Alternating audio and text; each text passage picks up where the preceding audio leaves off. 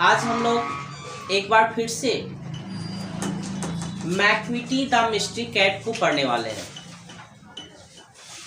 हम लोग previous class में McVitie the mystery cat chapter का एक्सप्लेनेशन पढ़ा था, लेकिन आज हम लोग मैक्विटी द मिस्ट्री कैट का समरी पढ़ने वाले हैं, जो कि मैं प्रीवियस क्लास में आपको पेज प्रोवाइड किया था और वो सभी पेज आप सभी बच्चे सामने रखें।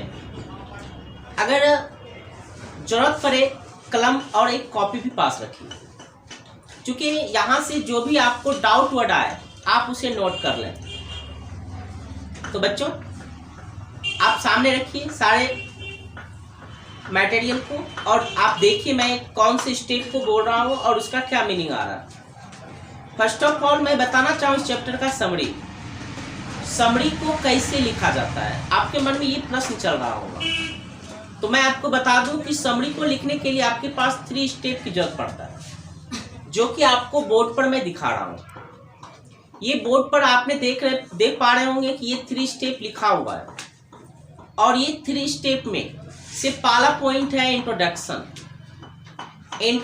लाइन, और उसके बाद दूसरा आता है आपका डिटेल और तीसरा कंक्लूड्स, जिसको आप लोग निष्कर्ष कहते हैं। अब यहाँ एक सवाल आता है कि सर मैं इंट्रोडक्शन में क्या क्या पॉइंट लिखूं। तो आप देख पा रहे हैं एक बार फिर से बोर्ड पे ये 3 पॉइंट्स में से पहला पॉइंट इंट्रोडक्शन का ये 5 पॉइंट्स है। पहला पॉइंट आप देख रहे हैं आपका लिखा हुआ है टाइटल नेम, दूसरा है पीस नेम, उसके बाद आपका है तीसरा टॉपिक ऑथर नेम, और उसके बाद चौथा टॉपिक होता है आपका अबाउट ऑथर, और 5वां आप देख पा रहे हैं इस चैप्टर के बारे में लिखना है। तो जब इस चैप्टर के बारे में लिखना है तो वो क्या लिखना है, इसका मतलब ये नहीं कि हम पूरे लिखते चले। उस चैप्टर में किस मैटर का आज हम लोग डिस्कस करने वाले हैं, इस मैटर को लिखा जाता है। तो ये रहा आपका टोटल इंट्रोडक्शन लाइन, जहां पर आपको 2 मार्क्स बिल्कुल सेटिस्फाई है। आप 2 मार्क्स के लिए बिल्कुल प्रिपेयर हैं अगर आप इतनी चीज़ को लिख लेते हो। तो दूसरा टॉपिक आता है डिटेल।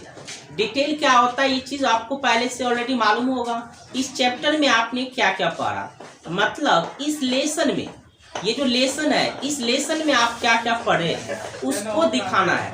और तीसरा पॉइंट होता है आपका जो कंक्लूजन, इस चैप्टर में जो आपने देखा उस चीज़ को आपको बताना है, क्या कुछ सीखा या इस चैप्टर आपने क्या कुछ ज्ञात कराया। तो बस इसी स्टेप के साथ हम लोग स्टार्ट कर लेते हैं समरी को। तो देखो बच्चों, समरी का पहला स्टेप जो कि पहले से आपको मालूम होगा, इंट्रोडक्शन। सभी बच्चे ध्यान दें पॉइंट पर। This poem is written by T.S. Eliot. अभी जो मैं कर रहा हूँ ये इंट्रोडक्शन है, ये सभी आपको पता है कैसे लिखा जाता है, मैंने अभी बोर्ड पे बताया। अब लिखा हूँ उसी मेथड को अप्लाई कर, तो देखिए क्या लिखा हूँ। This poem is written by T.S. Eliot. यह कविता T.S. एलियट के द्वारा लिखा हुआ है। He was an American poet and a Nobel prize winner. यह एक अमेरिकन पोएट है, साथ ही साथ यह एक नोबेल प्राइज विनर भी है, एक नोबेल विजेता। अगर और आगे बढ़े तो in this poem he has describe the character of cat. इस कविता में कवि डिस्क्राइब किए, मतलब व्याख्या किए, the character of a cat, एक बिल्ली के चरित्र के बारे में। एक कैट जिसका आज आप लोग समरी करेंगे, इससे पहले आप इस चैप्टर को डील करें हैं, तो उस चैप्टर के जो समरी हैं, जो कैट है, इस चैप्टर का मेन हीरो कहते हो जिसको, वो कैट मैक्विटी जिसका नाम है, उस चीज़ का आज हम लोग डिस्कस करेंगे समरी के माध्यम से। तो बच्चों अभी आपने इंट्रोडक्शन लाइन देखा, जहाँ पर ये बताया जा रहा था कि मुझे कैसे कैसे कौन सी टॉपिक इंट्रोडक्शन में अप्लाई करना था। तो अब आपको 2 मार्क्स इसमें आ सकता है। आइए अब हम लोग आते हैं डिटेल में। डिटेल के लिए आप लोग तैयार रहिए, लाइन के जो पॉइंट है उस पर ध्यान दीजिए, तभी आपको अच्छी तरह समझ में आएगा। और मैंने ये भी कहा था एक पेन जरूर रखिए ताकि आपके डाउट वर्ड दूर हो सके। नहीं तो फिर होता क्या, आपको लग रहा है कि सर बोले हैं वीडियो देखने के लिए मैं देख रहा हूँ, ऐसा नहीं कहा मैंने ये कहा कंसंट्रेट होके देखने के लिए, तभी तो आपकी क्लास सही से हो पाएगी। नहीं तो फिर आपको ऐसा लगेगा कि सर टाइम पास हो रहा है। नहीं, ऐसा कुछ नहीं है। मैं टाइम पास के लिए आप लोग के सामने नहीं हूँ, बस एक क्लास हो रही है। इसलिए बच्चों आप मेरे पेज को पास रखें और वहाँ लाइन व लाइन पोएम पर कंसंट्रेट करें। तो चलिए डिटेल लाइन में हम लोग जानना चाहें। The poet describe a cat. यहाँ कवि व्याख्या करते हैं अ कैट, एक बिल्ली का। मैक्विटी, जिसका नाम Macavity, who is tall and thin, जो टॉल भी है और थिन भी है। And always up to some crime, और वह हमेशा उसकी चाहत रहती है, स्थिति बनी रहती है, क्या करें, क्राइम। उसकी हमेशा सोच क्राइम की ओर रहता है। ही इज टू क्लेवर, वह अत्यधिक क्लेवर है। क्लेवर टू का प्रयोग किया, TOO, वेरी नहीं है, TOO है। TOO का कहने का मतलब ये आवश्यकता से अधिक, ये चालाक है। The cat is a headache for London police, ये जो कैट है ना, ये लंदन पुलिस के लिए हेडेक बना हुआ है। हेडेक का मतलब होता है सिरदर्द, ठीक है, इसलिए मैंने कहा ना पेन रखने के लिए, नोट कर लो। इससे क्या होगा कि हम लोगों का क्लियरली रूप से जो वर्ड डाउट है वो क्लियर हो जाएगा। तो कहा जाता है the cat is a headache for London police, है ना, ये लंदन पुलिस के लिए हेडेक बना हुआ है। और आफ्टर क्राइम, क्राइम के बाद, जब भी कभी क्राइम होता है ना, तो वहाँ के जो पुलिस है, लंदन पुलिस, जो वहाँ के इस चीज़ का देख रेख करते हैं, वो कहिए ना इस चीज़ के लिए बहुत ही परेशान है। Sometimes he drinks milk for the kitchen, कभी कभी ऐसा भी चांसेस मिलता है कि वह किचन में जाकर मिल्क को ख़त्म कर देते हैं। टेक स्वे, SAWI, इसको आप हटा दीजिए, इसको एक लाइन चला दीजिए, वो मिस्टेक से वर्ड आ गया है, तो आपको ऐसे बोलना है। Take jewellery from the jewel case, वह कीमती सामान जहाँ उसके लिए होता है, इसके केस में भी वो आगे रहते हैं। ब्रेक्स द ग्लास, वह जितनी भी सारे वो ग्लास है, कांचें पड़ी रहती है, उस सबको भी ब्रेक कर देता है, तोड़ देता है। He does is a dozen, he does is DOES, does is a dozen, dozen है CL लिखा हुआ है, आप इसे D कर दो, dozen. He does is a dozen of crime, वह दर्जन भर क्राइम करता है। वह जो क्राइम करता है ना, मानो कि एकदम डेली अधिक से अधिक दर्जनों क्राइम करता है, और फ्रॉम हैंड, खुद से। वो अपने क्राइम जो करता है ना, तो वो खुद से करता है, लगभग एक दो नहीं दर्जनों क्राइम कर लेता है एक दिन में। तो काफ़ी ज़्यादा ये क्रिमिनल है, मास्टरमाइंड है जो को। उसके बाद देखिएगा था सो फाइनली, इसलिए अंत में द पोएट कंपेयर्स, कवि जो है इस चीज़ का कंपेयर भी करे हैं हर, HER, यहाँ HER का प्रयोग किया है बिल्ली के लिए। लेकिन आपको पता होगा बिल्ली मेल था ना, चैप्टर में जब मैं पढ़ा रहा था तो उसमें बिल्ली का जो जनरल था वो कैसा था, मेल। तो मेल के लिए तो हर नहीं होनी चाहिए, इसका मतलब थोड़ी क्या है, मिस्टेक है। तो आप वहाँ क्या करना चाहेंगे, हिम, ये ना, तो फटास कर लो, मैंने पहले कहा ना, कलम रखो, फटास करो, HIM, हिम। अब आपको मालूम हो गया कि वो मेल कैट है, इसलिए मुझे इसके लिए हिम का प्रयोग करना पड़ा। तो द पोएट कंपेयर्स हिम, इसलिए कभी जो इस चीज़ का कंपेयर करता है टू द नेपोलियन, किसके साथ, नेपोलियन के साथ। और नेपोलियन का नाम आपने सुना ही होगा, इतिहास में बहुत बड़े नाम है। तो फिर मैक्विटी का भी कंपेयर कुछ इसी तरह के नेपोलियन के साथ किया है। इससे पता चलता है नेपोलियन का जो गुण है इसके साथ कुछ न कुछ मिलता जुलता जरूर होगा। तो ये था आपका इस चैप्टर में जो भी कुछ आपने पढ़ा, उस चीज़ के बारे में थोड़ा बहुत जोर लिखा हुआ था। ऐसा ये नहीं कहता हूँ कि मैं पूरे के पूरे इसमें लिखा हुआ है, ऐसा कुछ नहीं है, बट आपको जितने भी सारी चीज़ बताया उसका कॉन्सेप्ट था।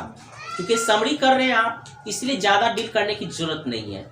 आगे बढ़ता हूँ। लास्ट स्टेप क्या होता है इसका, लास्ट स्टेप होता है वो कंक्लूजन, अर्थात इस चैप्टर का जो आपने लास्ट किया, क्या कुछ सीखा, इस चीज़ के बारे में आपको दिखाना पड़ता है। तो आइए लास्ट स्टेप पर भी हम लोग फोकस कर लें।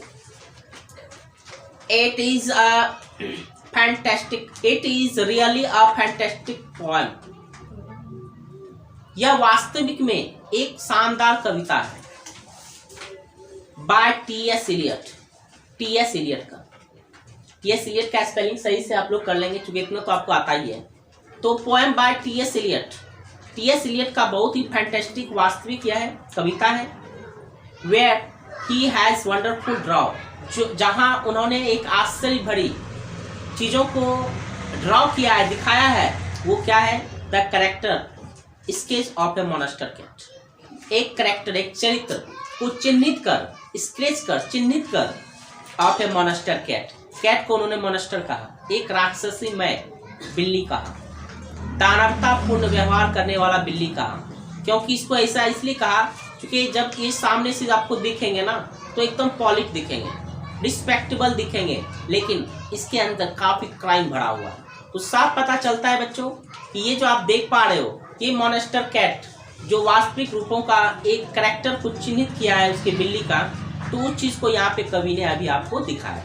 तो फिलहाल अभी मैं आपको बताया चैप्टर का समरी। अब आइए मैं नीचे कुछ पढ़ूं जहां ऑब्जेक्टिव लाइन भी डील किया हुआ है, ठीक है। तो इस ऑब्जेक्टिव लाइन पर हम लोग फोकस करें। सही बच्चे ध्यान दीजिए। Macavity is the mystery cat is written by T S. Eliot. सीधी सी बात, ये एक चैप्टर है जिसे किसके द्वारा लिखा गया है? किसके द्वारा लिखा गया है? टी.एस. इलियट का। ये सभी को पता होगा। उसके बाद हम लोग आगे बढ़ते हैं। He was born 1888 and died 1965। और आप अगर इससे आगे बढ़ो तो आपको पहले अबाउट ऑथर में भी जानकारी मिला होगा, जहाँ पे ये बताया गया इनका जन्म 1888 जबकि इनका मृत्यु 1965 ईस्वी में हुआ। आगे बढ़ो। T S. Eliot was a poet of 20th century. T S. Eliot आप ये 20वीं शताब्दी के कवि हैं, ठीक है, ध्यान दीजिएगा। ये 20वीं शताब्दी के कवि हैं। क्योंकि ये इंपॉर्टेंट लाइन है, आप इसे ध्यान देंगे, प्रीवियस ईयर में पूछा भी गया ये सवाल। He was got Nobel prize 1948। इन्होंने नोबेल प्राइज भी लिया कब? भाई 1948 में ये नोबेल प्राइज विनर भी रहे थे। और एक देखो, Four Quartets is written by T S. Eliot. Four Quartets ये एक कृति है जिसे टी.एस. इलियट ने ही लिखा। ध्यान दीजिएगा, इंपॉर्टेंट लाइन है। ये लाइन दे देगा, कहेगा किसके द्वारा लिखा गया। तो चार ऑप्शन में आप टी.एस. इलियट को मारेंगे। Option, Macavity is the mystery cat has been taken from old poem book of practical cats. एक चीज और देखिए, ये भी लाइन काफी इंपॉर्टेंट सी है। ये जो चैप्टर का नाम मैकविटी द मिस्ट्री कैट है ना, ये मैकविटी द मिस्ट्री कैट कहाँ से लिया गया? तो एक कलेक्शन से लिया गया है। वो कलेक्शन है old poem book of practical cats, जहाँ पर उन्होंने बिल्लियों के बारे में बहुत सारा ऐसे कुछ लिखा हुआ था, उससे निकालकर उन्होंने आपके रेनबो में डाल दिया। तो ये भी इंपॉर्टेंट लाइन है, ध्यान दीजिएगा। Macavity is the master of criminal. ये पहले से आपको मालूम होगा, ये मास्टर क्रिमिनल है। उन मैकविटी जितने भी सारे वहाँ बिल्लियाँ हैं उसमें से सबसे ये हेड है। आगे बढ़ो। Macavity is the settlement of Scotland yard. अर्थात देखा जाए मैकविटी जो है एक स्कॉटलैंड यार्ड का एक उपनिवेश बन गया है, ठीक है, सेटलमेंट बन गया है। Macavity moves like a snake. आपको पहले से भी पता होगा, चैप्टर को जब पढ़ाया होगा, जब वो चलता है ना मैकविटी तो मानो कि उस स्नेक की चाल से चलता है, साइड टू साइड करके। आपको पता होगा वो अपने हेड को साइड टू साइड कर चलता है, जैसे ये मूवमेंट वो एक स्नेक की तरह लगता है। Macavity is called the hidden पाउ। पहला लाइन ही था चैप्टर का, क्योंकि ये बुक का लाइन ही है। मैकविटी को हिडन पाउ कहा जाता है, अर्थात छिपा हुआ पंजा कहा जाता है, ठीक है ना। ये जब भी क्राइम के लिए जाता है ना, इसका पाव प्रिंट जो कहते हैं, फुट प्रिंट, आज तक कहीं किसी भी स्कॉटलैंड यार्ड या फिर फ्लाइंग स्क्वाड्स को पता नहीं चल पाया है। उसके बाद देखो मैकविटी डिस्पेयर आर कर देना, disappears Macavity disappears from the place of the before the police reach there. मालूम होगा, मैकविटी डिस्पेयर हो जाता है मतलब गायब हो जाता है। डिस्पेयर मतलब गायब हो जाना।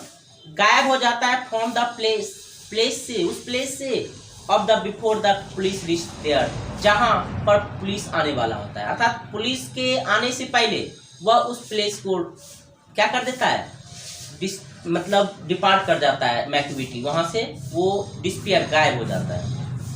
अगला पॉइंट है Macavity's power is of levitation would make a fakir stare. ये भी आपका लाइन है, मैक्विटी चैप्टर का एक लाइन है जिसे आपने पहले से पढ़ा था। यहाँ पे दिखाया जाता है कि मैक्विटी का जो पावर है, उसके पास जो शक्ति है ऑफ लेविटेशन की है। लेविटेशन मतलब मानो कि हवा में तैरने की है, वो हवा में भी तैर जाता है। लेविटेशन का मतलब हवा में तैरना, तो उसमें वो लगता है उसके पास काफ़ी शक्ति इस तरह के।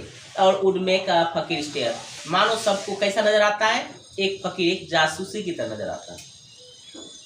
आगे बढ़ता हूँ, ये कहता है Macavity is out respectable, Macavity's footprint are not found in any, and लिखा हो ना, एनी लिखा, एनी कर दो, सही बच्चे एनी कर दीजिए, ANY, found in any of Scotland yard. तो देख लेता हूँ इस लाइन को फिर से, मैक्विटी इज आउट रिस्पेक्टेबल, अर्थात तो कहने का मतलब मैक्विटी बाहर से काफ़ी रिस्पेक्टेबल है, मैक्विटी बाहर से देखने पर काफ़ी रिस्पेक्टेबल रहता है। और कहता है McVitie's footprint are not found, McVitie का जो फुटप्रिंट है, जहां वो क्राइम के लिए जाता है, उसके पंजों का निशान आज तक कहता है नॉट फाउंड, नहीं मिल पाया in any of Scotland yard, Scotland yard के किसी भी फाइल में। स्कॉटलैंड यार्ड क्या मैंने बताया था क्लास में, बताया होगा, वो एक प्रकार का पुलिस टीम है, ठीक है ना। तो कहा जाता है कि वो स्कॉटलैंड यार्ड के फाइल में आज तक कभी ऐसा केस आया नहीं। Eliot was a poet, T.S. Eliot एक पोएट तो थे ही, साथ ही साथ एक ड्रामेटिस्ट भी थे और क्रिटिक भी थे। आप ध्यान देना इस पॉइंट को, Macavity is the bafflement of Scotland Yard, ये तो भी आपको पहले से मालूम होगा। ये मैक्विटी जो है स्कॉटलैंड यार्ड को उलझन में डाला हुआ है।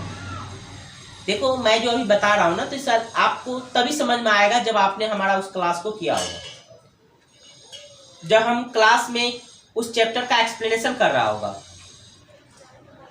तभी आपने अभी आज के क्लास को आसानी से समझा होगा। नहीं तो होता क्या है कि आपको लगेगा ही नहीं सर क्या बोल रहे हैं, ये तो मैं कॉन्सेप्ट बोल रहा हूँ, बाकी डील तो क्लास में हुआ था ना। तो आप क्लास अगर करें हैं तो अच्छी बात है, नहीं तो फिर आप मुझे समझिए, या फिर मैं कभी भी इस तरह के इस चैप्टर के बारे में भी डील कर दूंगा और एक वीडियो बनाकर फिर से अपलोड कर दूंगा जो कि आपको समझ में आ जाए। लेकिन फिलहाल अभी मैं इतना जोर बता रहा हूँ, यदि अभी तक आपने ये चैप्टर को नहीं पढ़ा था तो पहले आप उस चैप्टर को पढ़ लीजिए, तभी जाके आप मेरे इन बातों को समझ पाए होंगे। अगर आपके पास ऐसी कोई सुविधा है तो आप वहाँ से पढ़ सकते हैं, नहीं तो आप कुछ दिन वेट कीजिए, मैं McVitie the mystery cat lesson का डिटेल कर एक बार फिर से अपलोड कर दूंगा। तो आइए नेक्स्ट पॉइंट में, Mungojerrie and Griddlebone, Mungojerrie and Griddlebone are also cats.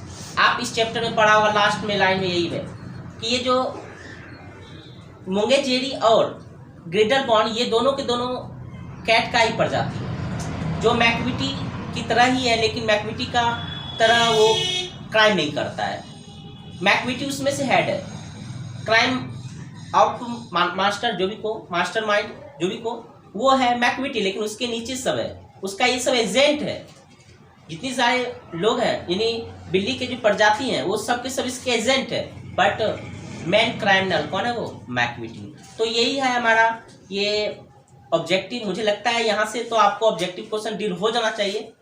और इतना ही नहीं, आप डिपेंड इस पर ही नहीं होना कि सर इतना बताए तो इसमें से ही हम पढ़ लें, हो गया, नहीं। आप तरह तरह के बुक उल्टाएं और वहाँ पर आप प्रयास कीजिए कि अगर जो मैं अभी नहीं बोल पाया शायद वो लिखा हो, अगर वहाँ भी आपको समझ में आया तो वो पॉइंट मुझे दें कि सर इस टॉपिक पर थोड़ा डिस्कस किया जाए, तो मैं उस पर विचार करूँगा और फिर मैं उसका कमेंट का रिप्लाई दूंगा। तो होता है ना कि आप सिर्फ इतना ही नहीं पढ़ेंगे, इससे अधिक पढ़ेंगे, घर में तरह तरह की बुक उल्टाकर उसे भी पढ़ेंगे, ठीक है। तो आज इतना ही रहने दीजिए, फिर मैं अगले क्लास में आऊँगा तो अगले चैप्टर का जो मैं दिया हुआ सेगमेंट में अगला जो पार्ट है मैं उस चीज़ का डील करूँगा, ठीक है।